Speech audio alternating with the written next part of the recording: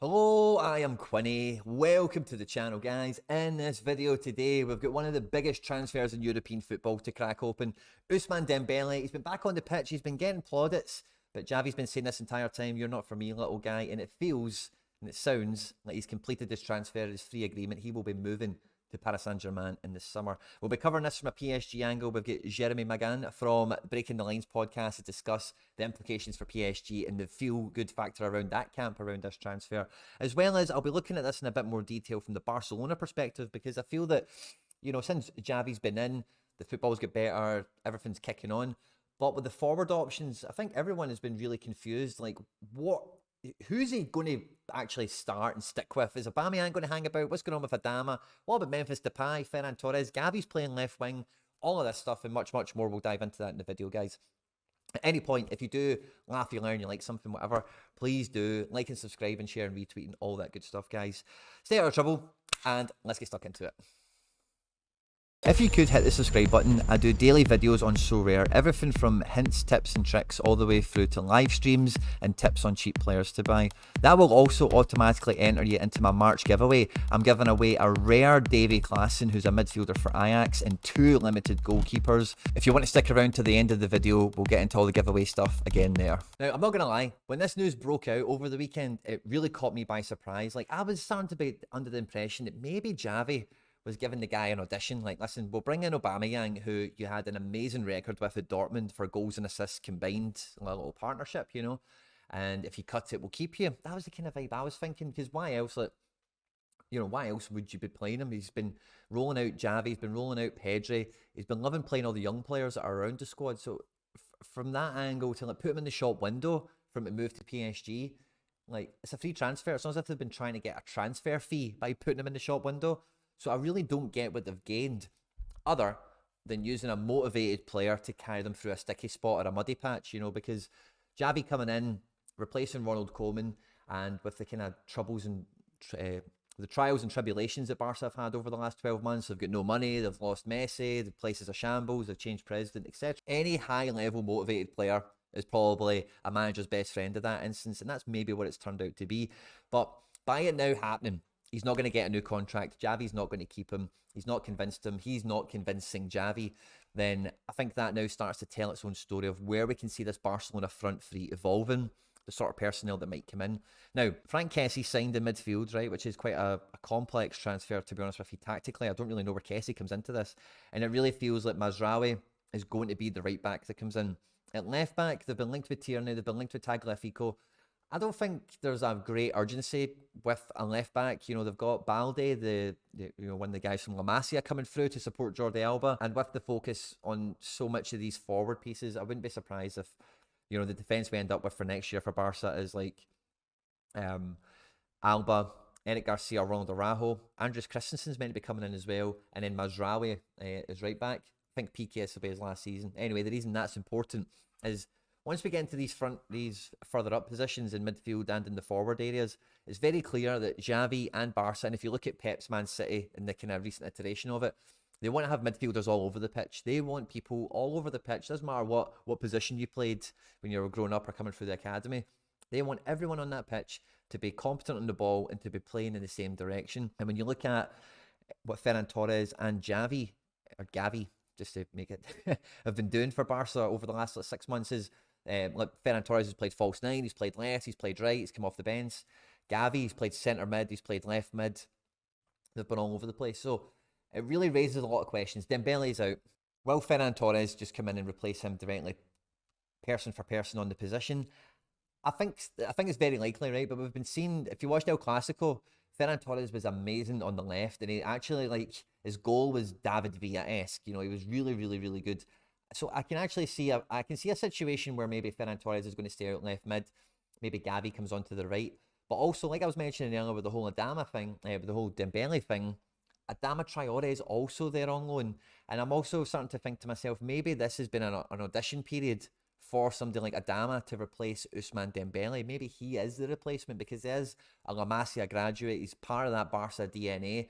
After the transfers and all the stuff he's had in the Premier League, like, guys like this will just want to be part of the Barca team. And if Xavi's told him, like, come here, work your socks off, and you could replace Ousmane, and the time comes we'll sign you in the summer, then again, I think they've got another really motivated player on the right-hand side of the pitch that's kind of pulling in that same direction. The way Barca have been building up under Xavi is very typical Barcelona. They like to have, you know, the fullbacks like super wide, and if you watch Barca, or if you watch Man City or any of these other teams, these wider forward players are kind of almost tucking in to be like central strikers, and it feels are kind of like false attacking mids almost. So with that being the kind of system, it's very feasible to imagine that players like Xavi and Ferran Torres actually become like the wide players, and maybe the Adama Traores and the Ousmane Dembele's, these types of guys will totally drop off the tactics board at Barcelona. You know, they'll just want to go for that core of the Barca mids that can dominate possession, can create openings, and can attack with cohesion.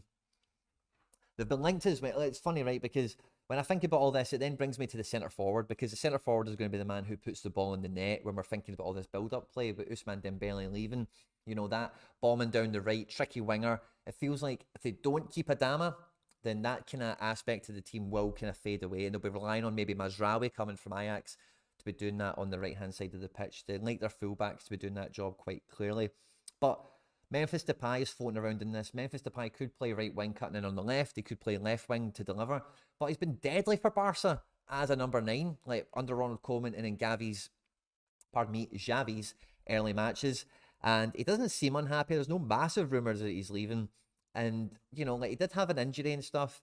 So I was also previously of the opinion that maybe the Aubameyang loan was to facilitate a Depay rehab that was comfortable for a few months, where they weren't going to break him again or stretch him, because Depay has had some serious injuries in his career. So maybe Depay comes in to be the starting striker with like Xavi and Torres either side of him or something like that. But I would not be surprised to see Depay be moved on in the summer, to be quite honest with you, because he's a guy that could go, really for me, like this is what I was going to come to. Lewandowski's openly come out and said he wants to go to Barca next, right? So if they let Depay go, and with all these pieces that we've got around the team, Lewandowski will score even more goals than he ever has because these guys will just be feeding him all game in the box. And I think we could see Lewandowski hat-tricks for the next 3 or 4 years if that was to happen. But if Lewandowski was to come, then that would maybe open the door for a Depay to go to Bayern. Maybe Depay could go back to the Premier League or something like that. I spoke about my Man United video. I think he would actually be great for Man United. Or equally, you could see him moving to Italy. The thing with Memphis Depay that I love, right, is Memphis Depay has got a passing range and vision the same as the best attacking midfielders in the world. But he's a forward, and he's a fucking clinical finisher. He's great at free kicks. He's great at penalties. For me, he is the complete forward, and I find it baffling that he won't end up in this Barca team, but it really feels like that. When you scratch beneath the surface of what they've got on the depth, they've also got Akomak, if that's how you can say it, Ezaluzi and Fati as well, you know, so they've got lots of their own guys, La Masia Academy graduates kicking around, and it's going to be really interesting to see with the Kessie transfer, with Dembele moving out, and then with, you know, will Angelino come in at left back? Will they sign Andres Christensen? Is Cesar Azpilicueta going to be the next right back? Is it going to be Mazraoui? Kessie's come in. What's Kessie going to do? Is he going to replace Busquets? If he doesn't replace Busquets, and he's taking a spot away from Pedri or De Jong, who have been instrumental in this team, there's lots of question marks with this. I'm really looking forward to watching how this Barcelona team develops, and I think this Ousmane out transfer really does shed a light on where this team could be going. Joining us to go through Ousmane Dembele to PSG is Jeremy Magan, who is part of the host of the League One podcast, Breaking the Lines. Make sure to check that out on all your podcast places and all that good stuff. But Jeremy, it was a really big transfer that broke in. First of all, thank you a lot. Thanks very much for taking time out to join us, Jeremy. It means a lot. No worries. Thanks for having me. Real pleasure to be on your pod, man. Really love your work. Oh, thanks very much. It's been a long time coming, but we've finally done it. And there was a massive headline breaking over the weekend. Did you see the Ousmane Dembele transfer happening at all, or this quickly? There was conversations, and at the end of the day, with the money that Dembele was asking for at Barca, right? There's only 2-3 clubs that are always going to be on the map. And since last year, when all those stories happened, and when Xavi came and said, I don't want Dembele in my team, there was chats in France that Paris Saint-Germain is the club to be able to get Dembele, which, you know, we're going to touch on right now. Yeah. I was taken aback by it, because even though Xavi did come out and say that, like, I think we're all aware Dembele's been playing gradually better. So then they kind of the suspicion comes in is maybe he stays, you know, but obviously not. So I was a wee bit caught off guard by it personally. It makes absolute sense if Mbappe leaves, Dembele should be a copy and paste almost. Would you agree with that? Yeah, I think so. And I think when a player like Mbappe leaves, you need to find somebody who's, if not as good, at least the same profile of, obviously good offensively, the speed. Mbappe is the way Paris Saint-Germain plays football right now. So getting him Dembele instead of him is almost an easy cop out because you're finding almost the exact same profile player, somebody who can make the difference by himself. So on that end, it makes sense. Does it make sense for what PSG is trying to do? And that's another story, I think. What would you say the reception would be like from the PSG fans? Will they be happy to see Dembele come in? Oh yeah, they'd love it. They'll be over the moon. I think everyone understand that at his level, when he's in form, he's a generational talent. Yeah. If you see more how he's playing right now at Barcelona, despite the fact that he's being told that he's not welcome, how he bounces back from that and then performs. I think any team would like to have a player like this in his squad, and PSG fans aren't different. And Yeah. And again, French football fans especially will remember his time at Rennes. But when he did play in France, like he was like, there's a reason Dortmund and then subsequently Barcelona spent all that money on him because he was terrifying, you know. So he's definitely got lost time to make up for, you know, over the last 3 or 4 years have been quite derelict for him. So hopefully it pays off. One thing I was just saying to you before we hit record is like the thing with this transfer, and I know he's old, right? But when you look at the team, where does Di Maria is for me the best creative player they've got, you know, and the thing with PSG is they're absolutely littered with talent. This kind of transfer, do you think Pochettino signed this off? Has it been Leonardo? Has it been agents? The club? How do you think this is? Who's instigated this? Do you think? Without getting too much in depth into what's going on at Paris Saint-Germain, not getting through the Champions League is a real earthquake in the club, and I think it has shaken things all the way to the top. If you ask me what move is Dembele, it's definitely actually Qatar making a move, actually Nasser Al-Khelaifi. I don't think, maybe they ask Leonardo to do the chats or whatever, but I don't think it's coming from Pochettino or from Leonardo. I think it's coming from the very top because we are in the year where they're hosting the World Cup. It's the end of that 10-year sports watching story that they've done with Paris Saint-Germain, that whole marketing coup. They really thought the Champions League was there this year. I mean, Sergio Ramos and Messi and Donnarumma, you don't do all those things for nothing. Yep. And then they fail. And then they needed to find something to bounce back from the fact that Mbappe is definitely leaving on the summer. And I think Dembele is exactly the way to try and soften that story that they weren't able to give Mbappe. They weren't able to win the Champions League. And almost everything else is secondary. Where is he going to fit? Who's going to coach him? What mattered was Paris Saint-Germain gets another big name player who has that talent that can win trophies, but also sort of kind of restart a new project with that name to be able to put in front. Yeah. I don't suppose Dembele will have much motivation to really leave Paris anytime soon. He's been to Dortmund, he's been to Barca, he's done that now, and it's kind of like, I need to be playing and make a name for myself at this stage, I think. So that's a great point. I totally agree with that. It could be the next kind of, wave 3 of this PSG movement, because you don't expect from Messi's comments last week, I don't think we'll see him past next season. I think he'll take his contract expiry and be on his merry way.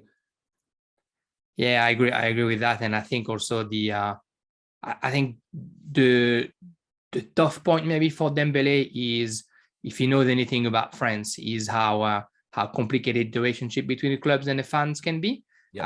And he better perform at Paris Saint-Germain because we've reached a tipping point in the capital where they're not taking shit anymore, where they're not going to accept that just because you sign big names, you cannot perform.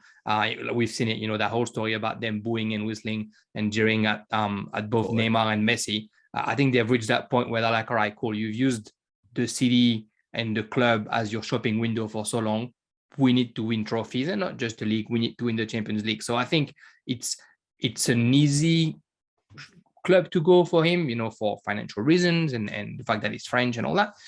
But it's also a risk taken because there's going to be a lot of expectations post Mbappe, technically kind of post Neymar because he's nowhere near where he's supposed to be right now, and taking over from Di Maria and taking over from Messi. That's going to be a lot on his shoulders. Of course. And not to stray too far off topic, but the last thing I'll kind of ask you on this is like, see when you bring up Neymar there, see that whole Champions League bust up in the dressing room between Neymar and Donnarumma. Am I right in it? From what I read somewhere, does it feel like maybe Neymar's time will be up maybe this summer? He apparently said, like, casually in conversation, that after this World Cup, he doesn't know that he's interested in playing football anymore. And those are conversations that have leaked. And so for the past like year and a half or so, there was that story that Neymar is just kind of like keeping himself in shape to be able to do one last World Cup. And then Messi comes in, and Messi doesn't perform at first with Paris, but performed with Argentina. And so then the same story comes with, is like Messi is just playing for Argentina to try and get to the World Cup. So you have those two star players who are the two best paid players in the squad, who are supposedly in it just to be able to stay in form for their nation and not for their club. And with all the stories and the chat about Paris fans not being real fans, just being here for the money, half of them are proper, real, passionate fans who love their club. And there's only so many times you can spit on your club. Neymar 2 years ago, made that whole story about, I want to go to Barcelona, I don't want to play for Paris anymore. And then he had to come back on that, and he had to play, and he was booed at the time. And then all those stories, and the fact that he loses the game, and then you see him playing poker overnight. He loses the game, and then you see him putting a story on Instagram ordering his sushi or whatever. Like, he's definitely not dealing with the way the fans want him to deal with all that's happening. So in my opinion, for his benefit, he should leave Paris, because otherwise he would have to go back to performing at his level, and that's a lot of work for him to do, and he doesn't look like he's keen on doing that work. No.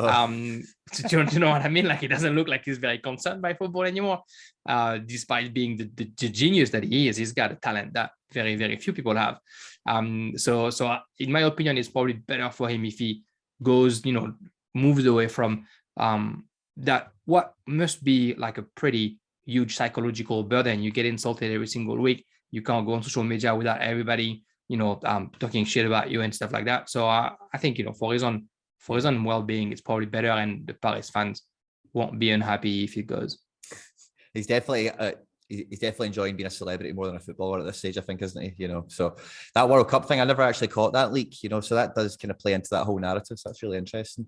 I think personally, like, to kind of go back to it, like, I'm quite excited to see PSG next year. Like, I'm a big Achraf Hakimi fan, as you probably know, so like Hakimi and Dembele on the same side of the pitch, like, it doesn't feel, with Neymar and Messi up front, Nuno Mendes on the other side of the pitch is the bombing foot. It doesn't feel fair, like, I made the joke pre-season when you were signing Donnarumma and Messi and all that. It's like, people are going to need to play two goalkeepers in France, like, at some stage, because like PSG are just signing like 12 attackers now, and putting Sergio Ramos and Donnarumma behind them. And should have been the story, shouldn't it?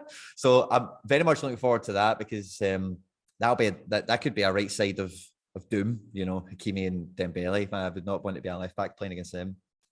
Oh yeah, and be sure that next year, like in France, everyone is fearing next year for Paris Saint-Germain, because this is the worst PSG we've seen in 9 years. Even though they're doing okay in Ligue, we've not seen them playing so poorly, because they're playing poorly even if they're winning. So next year, everyone is kind of aware that Paris Saint-Germain is probably going to like march on Ligue and do something pretty special in Europe. Magic. Well, Jeremy, thanks a lot for helping us out with that. Thanks a lot for talking through the Dembele transfer with me. It means a lot. And we'll be seeing you again soon. Thanks a lot again, mate. Pleasure, Queenie. Take care, mate. I hope you've enjoyed this one, guys. Do not forget to like, subscribe, and share, and retweet, and all that good stuff. About to pop on screen now some other stuff I've made. YouTube thinks you might enjoy. Stay out of trouble, and I'll catch you on the next one. Take care. Bye-bye. Let's get into all the giveaway stuff before I let you go. I'm still doing monthly giveaways, and I'm making it easier to enter. If you want to be entered to win this month's prize or any future giveaways here at the channel, all the same rules will always apply. Hit the subscribe button. You need to be a subscriber to enter, then leave a comment down below. Each month, a random comment from a random video will be selected as the winner. So the more videos you leave a comment on, the better the chance you've got of winning any of my giveaways. All the winners are announced at the end of videos the same way as we're doing here. The best way to keep up with the content has always been to hit the notification bell with all notifications turned on. As always, guys, if you've enjoyed the video today, I'd appreciate it if you hit the like button. On screen now some other stuff that I've made that YouTube thinks you might enjoy. stay out of trouble, and I'll catch you on the next one. Take care. Bye bye.